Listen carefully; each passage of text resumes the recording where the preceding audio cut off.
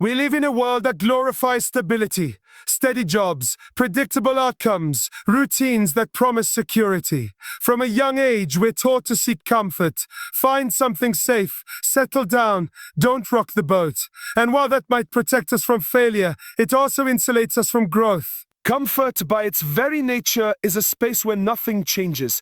It's familiar, manageable, and easy to navigate. But the very things that make it feel good are the same things that make it dangerous to stay in for too long. Growth, on the other hand, is uncomfortable. It challenges what we think we know. It forces us to confront our limitations, our assumptions, and sometimes even our identity. When we grow, we stretch into spaces that feel foreign. We try things we've never done. We fail. We learn. We adapt. And that's where transformation happens, not in the safety of what we already understand, but in the struggle to figure out what we don't. Think about your own life. The moments that shaped you the most, were they the easiest? Or were they the ones where you felt uncertain, overwhelmed, maybe even afraid? Those pivotal moments, when you stepped outside your comfort zone, are often the ones that define your path. Whether it was moving to a new city, starting a new job, ending a relationship, or launching a dream that no one else believed in, those are the moments that changed you. Not because they were easy, but because they forced you to become more than you were before. Comfort is a tempting place because it gives us the illusion of control, but it also lulls us into passivity. It convinces us that playing small is a smart choice, that staying quiet is safer, that not trying is better than failing. And slowly, without even realizing it, we trade our potential for a sense of short-term ease. We start to live within walls we've built ourselves. We stop asking questions. We stop dreaming. We stop growing. It's not that comfort is bad. It has its place. We all need rest. We all need stability at times. But if we stay there too long, we start to decay. Our creativity dulls. Our ambition fades. Our courage atrophies. Like a muscle that's never used, our ability to grow becomes weaker the longer we avoid challenge. What once felt like peace starts to feel like stagnation. What once felt like safety starts to feel like being stuck. Every person who has done something extraordinary has faced discomfort. Not just once, but over and over again. They didn't wait to feel ready. They didn't wait for conditions to be perfect. They understood that growth doesn't come with a guarantee. It comes with a cost. And that cost is discomfort. That cost is risk. That cost is stepping into spaces where you might fail, but where you might also fly. People often say they're waiting for the right time, but the truth is, there is no perfect time to grow. There's only now. There's only the moment when you decide that staying the same is more painful than taking the leap. And in that moment, everything changes. Not because the leap is easy, but because it's necessary. Because you realize that the life you want, the person you want to become, is waiting on the other side of discomfort. Growth doesn't ask for permission. It doesn't wait for you to feel confident. It just shows up when you decide to move. It lives in the stretch and the reach and the mess. And it demands that you leave behind what's known so you can discover what's possible. Risk is often misunderstood. It's seen as something reckless, something to avoid hard to protect. But risk isn't the enemy. In fact, it's the birthplace of everything meaningful we pursue in life. Without risk, there is no discovery, no innovation, no progress, and certainly no deep fulfillment. Meaning is not found in repeating the same safe steps. It's found in doing something that matters enough to scare you. The greatest journeys in history didn't start with a detailed map. They started with a feeling, a conviction, a hunch that something meaningful lay just beyond the known. That willingness to walk forward in uncertainty is the seed of every story that's ever mattered. Uncertainty is uncomfortable. It makes us question ourselves. It makes us second-guess our abilities, our timing, our worth. But it's in that discomfort that something deeper wakes up. A sense of determination, a spark of courage, a reason to push forward. When everything is guaranteed, we coast. When nothing is promised, we rise. Because in uncertainty, we're asked to show up fully. We're asked to decide who we are and what we believe in without external validation. Think about any powerful narrative you've heard. A startup that changed the world, a musician who shaped a generation, a personal story that left you inspired. It never begins with everything was perfect. It begins with someone feeling unsure, someone facing obstacles, someone not knowing how the pieces will come together. The power of the story lies in the contrast, in watching someone take action in the middle of chaos, in seeing someone build something while not knowing if it will work. That's what makes a story compelling. That's what draws us in. Uncertainty brings out the rawest, most authentic parts of us. It strips away the performance. When we don't know the outcome, we stop pretending. We stop pretending. We stop doing what looks good and start doing what feels right. We become resourceful, creative, and bold. Not because we have a plan, but because we're driven by purpose. The messy, unpredictable parts of life are what shape us most deeply. They ask us to listen to our gut, to trust ourselves, to move even when the lights are off. There's a misconception that the people who achieve great things had it all figured out from the beginning. But that's rarely true. What they had was the willingness to act without guarantees, to start when it was messy, to try when they weren't sure. That's the real difference. The courage to lean into uncertainty instead of waiting for it to pass. Because it doesn't pass, it evolves. It stays with us, and the only way to grow is to learn how to carry it with us while we move. Every meaningful chapter in your life will start with uncertainty, a new job, a creative pursuit, a relationship, a change of heart. You won't have all the answers, and you're not supposed to. The beginning is never about knowing, it's about stepping. It's about saying yes to the unknown, about trusting that the road will rise to meet you. It's about accepting that the most important stories aren't written at the start.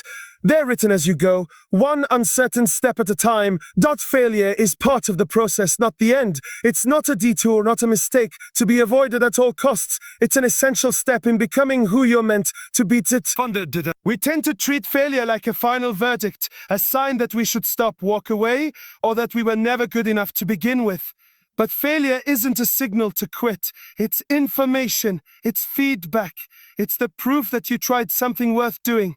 We live in a culture obsessed with results. We highlight the wins, the big moments, the glossy headlines, but rarely do we see the trials, the missteps, the moments when things didn't work. That part of the process gets edited out. And because of that, people start believing that success happens in straight lines, that the people who made it just had something special the rest of us don't. But if you dig deeper into any success story, you'll find a trail of failed attempts, broken plans, and long nights filled with doubt. What separates those who grow from those who stay stuck isn't whether they fail, it's how they respond to it. Some people see failure as evidence that they were wrong to begin with. Others see it as a sign they're on the right path. Because the truth is, the only people who never fail are the ones who never try. The moment you step into something real, something meaningful, failure becomes part of the equation. Not because you're weak, but because you're daring to do something that has never been done your way. Failure teaches you in ways success never can. When things go wrong, you learn about resilience. You learn about patience. You learn how to pivot, how to problem solve, how to build something better. Every mistake adds a layer to your understanding. Every setback strengthens your foundation. You become someone who's not just chasing an outcome, but learning how to navigate the entire journey. That's a different kind of power, a deeper kind of wisdom. The fear of failure is what keeps so many people stuck. Not because they lack talent or opportunity, but because they're so afraid to fall that they never allow themselves to leap. But what if failure isn't something to avoid? What if it's something to expect, to prepare for, to even embrace? Because when you fail, the courage to show up, it means you put something on the line. It means you weren't just a spectator, you were in the game. Every person who has built something of value has a collection of stories about the times they got it wrong. The product that didn't sell, the pitch that got rejected, the performance that fell flat. Those moments sting, yes, but they're also the raw material for everything that comes next. Without them, there's no growth. Without them, there's no grit. Failure is what gives success its meaning, because it reminds us how far we've come. There's no shortcut through the process. No hack that skips the hard parts. The process is the work, and failure is embedded in that process. It shapes you, humbles you, and ultimately prepares you for the moments when it all does come together.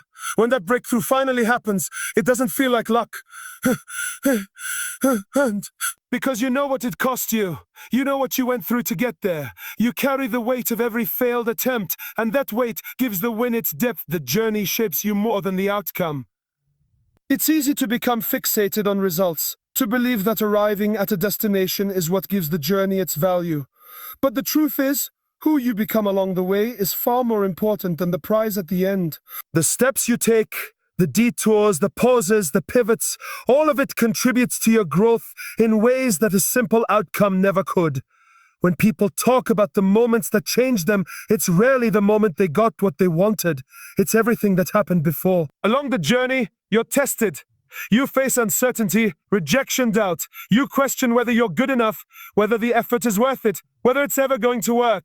Those moments are where transformation happens. You don't build strength when everything goes smoothly. You build it in the moments when you keep going, despite not knowing if it will pay off. That's where confidence is born, not from winning, but from withstanding, from continuing, from showing up when no one's watching. Outcomes are fleeting. You reach the goal, and it feels great for a moment. But then a new goal appears, a new challenge arises. That's the nature of achievement. It moves, it evolves, it keeps expanding the moment you touch it. That's why placing your identity solely in the result can feel hollow. You spend so long chasing a finish line only to realize that the real value was in the person you had to become to get there. The journey demands things from you. It demands patience, because progress is never as quick as you hope. It demands resilience, because things will go wrong. Demands humility, because you will make mistakes, but with every demand it also gives something back. It gives you wisdom, perspective, and the kind of confidence that only comes from having earned your way forward.